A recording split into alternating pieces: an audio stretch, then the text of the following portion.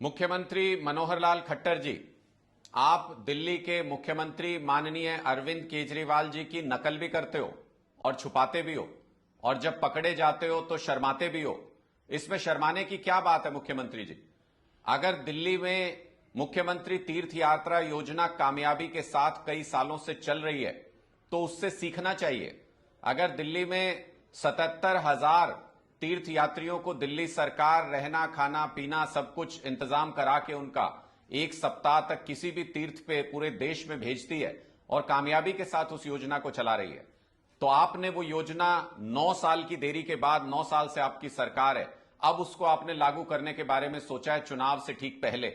तो फिर अगर उसके क्रियान्वयन में कोई दिक्कत आए, दिल्ली के मुख्यमंत्री अरविंद केजरीवाल जी ने यही तो कहा है आपको कि अगर कोई दिक्कत आए इसके क्रियान्वयन में तो दिल्ली सरकार आपकी मदद करने को तैयार है।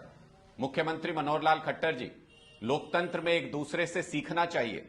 अच्छी योजनाओं को अपने यहां लागू करने में कोई हर्ज नहीं है। आपने कहा कि हरियाणा हर योजना को इंप्लीमेंट करने में सक्षम है। बिल्कुल, हरियाणा के लोग सक्षम हैं, हरियाणा के पास हर तरह के संसाधन उपलब्ध हैं, हरियाणा में हर तरह की ताकत मौजूद है, हर तरीके की योजना को लागू करने की क्षमता मौजूद है। लेकिन आपके नकारा नेतृत्व की वजह से हरियाणा में बार बार सरकारी योजनाएं फेल हो रही हैं।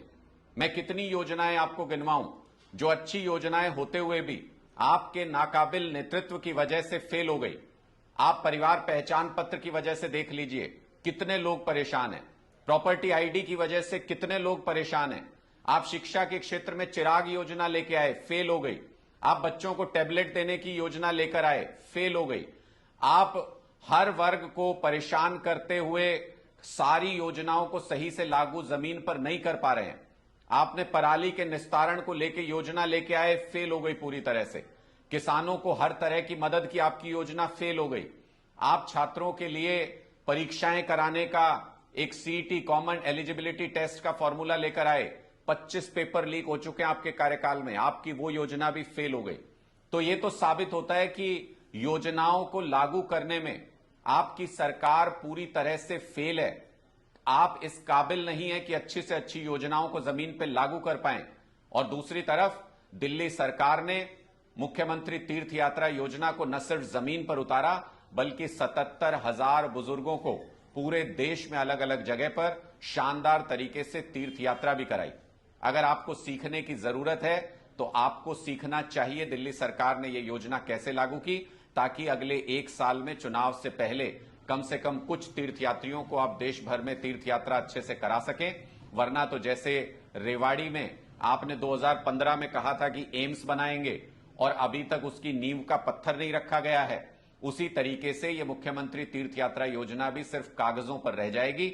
आपको सीखने में कोई हर्ज नहीं होना चाहिए मुख्यमंत्री जी। अपना अहंकार छोड़िए और हरियाणा के भले के लिए अगर कहीं से कोई अच्छी बात सीखनी पड़े तो उसमें कोई बुराई नहीं है। इस अहंकार को छोड़ के अच्छी चीजों को अपनाते हुए अच्छी चीजों की तारीफ करना भी सीखिए।